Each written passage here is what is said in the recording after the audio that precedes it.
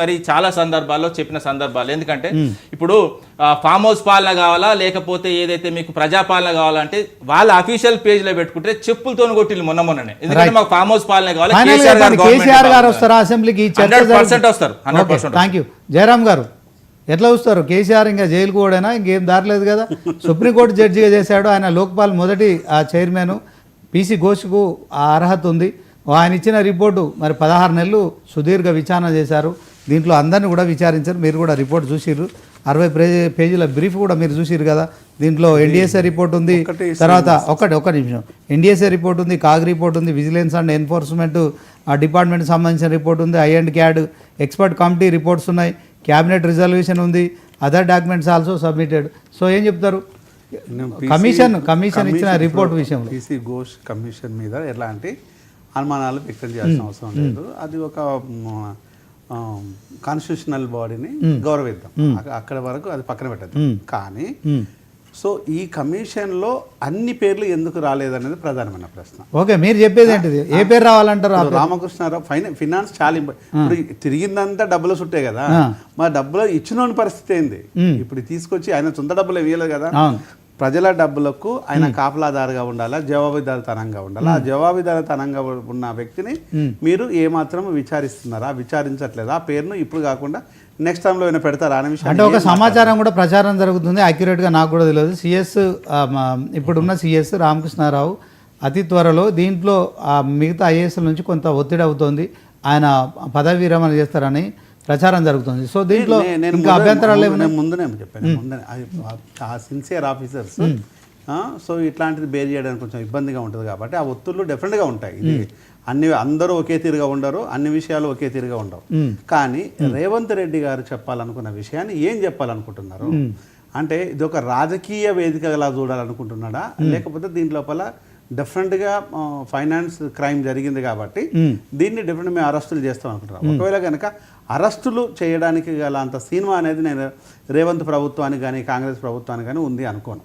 ఎందుకు అంటే మనం ఇంతకు ముందే జగన్ ప్రభుత్వము మన చంద్రబాబు నాయుడు అరెస్ట్ చేసిన తర్వాత జరిగిన పరిణామాలు చూస్తాం. ఒకవేళ కనుక ఇలాంటిది జరిగినట్టు అయితే కేసీఆర్ గారి నెత్తి మీద కాదు, మొత్తం ఎంటైర్ బీజేపీ నాయకుల మీద పాలతోనే స్నానం చేయించినట్టే.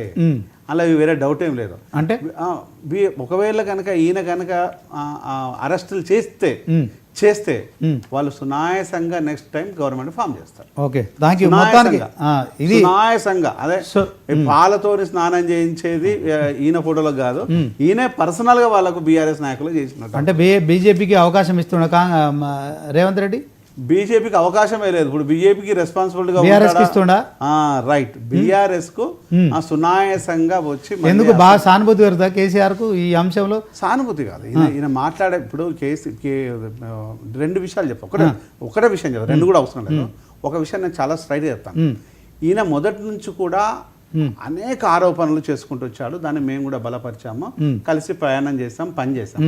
కానీ ఏ ఒక్క రోజు ఏ విషయంలో ఎవరిని అరెస్ట్ చేసావా? ఇప్పుడు రాజకీయ నాయకుల గురించి మాట్లాడాలి. ఇప్పుడు అది చేసేందుకే విచారణ చేస్తుండండి. రాజకీయ నాయకులను ప్రభుత్వం ఇమిడియట్ గా అరెస్ట్ చేయడం శ్రీనివాస్ రాజకీయ నాయకుల విషయం ఒక్క నిమిషం పక్కన పెట్టేద్దాము.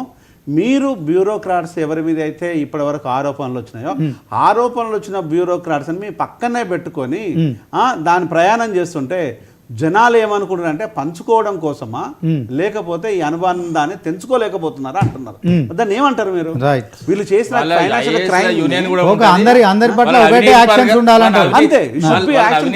చిత్రీకరిస్తే వాళ్ళ యూనియన్ కూడా ఉంటుంది, ఐఏఎస్ అది వాళ్ళు కూడా వాళ్ళు చర్యలు తీసుకుంటారు. ఎందుకంటే అంత చిన్న విషయం కాదు, ఐఏఎస్ ల మీద వాళ్ళ అవినీతి పరులు గారు వాళ్ళ ప్రభుత్వంలో కొనసాగి అలాంటి పనులు కూడా చేయాలి.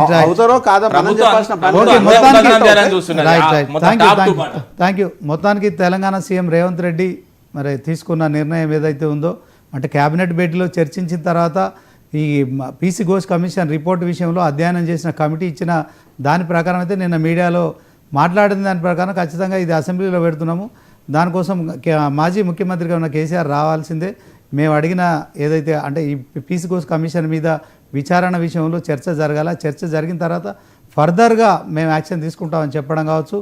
అలాగే కేసీఆర్ కూడా మరి ఈ ఏదైతే కాళేశ్వరం కర్త కర్మ క్రియ అని చెప్పుకుంటూ మరి అతి తొందరలో పూర్తి చేశాము, 1,00,00,000 కోట్ల ప్రాజెక్టు విషయంలో తెలంగాణ